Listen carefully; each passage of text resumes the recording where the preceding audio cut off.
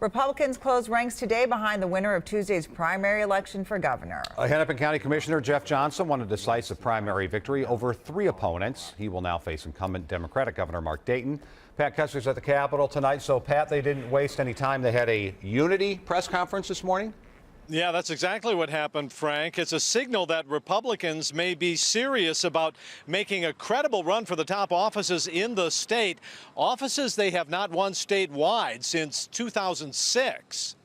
The candidates who lost to Jeff Johnson Tuesday made a public show of support Wednesday. Right. Johnson promising a campaign of ideas, not smears. I think Minnesotans are just tired of that. I'm not going to engage in that. Johnson is a conservative Hennepin County commissioner and former state lawmaker with a record of winning metro area races.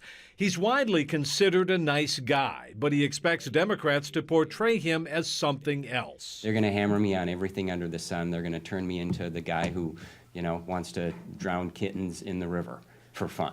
Surrogates of Democratic Governor Mark Dayton have already started writing the DFL version of the Jeff Johnson story, calling him affable but a right-wing Tea Party extremist. The Republican Party of yesteryear, of my dad and many others, is no longer.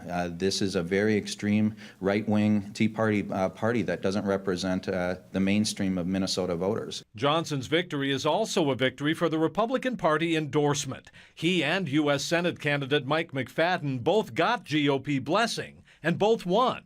Political analyst Larry Jacobs says it's a strong indicator of a party on the mend after years of debt and infighting. The Republican Party is back. They've got a strong ticket, and they may be able to topple this losing record that they've suffered since 2006.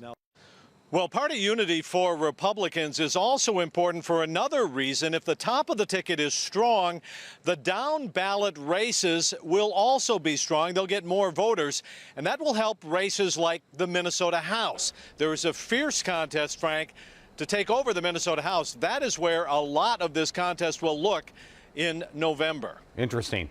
Pat, we heard all day yesterday about low voter turnout. What did you find for numbers, and how did they affect these races? Yeah, these numbers are still unofficial, but the Secretary of State's office says that it was a disappointingly low turnout, only about 9.7%. That is one of the lowest turnouts for a primary in many years here in Minnesota. And Minnesota party leaders, Democrats and Republicans alike, say Minnesota should consider moving the primary from August. Look around you. This is a beautiful day where everybody's on vacation. Move it from August maybe till June. So that might help a little bit, but very low, very disappointing turnout. It's good to see them agree on something. Maybe they will move it to June. Agreement. How about that? We won't see that for a while. Yeah, you're right. Not in an election year. Pat, thank you.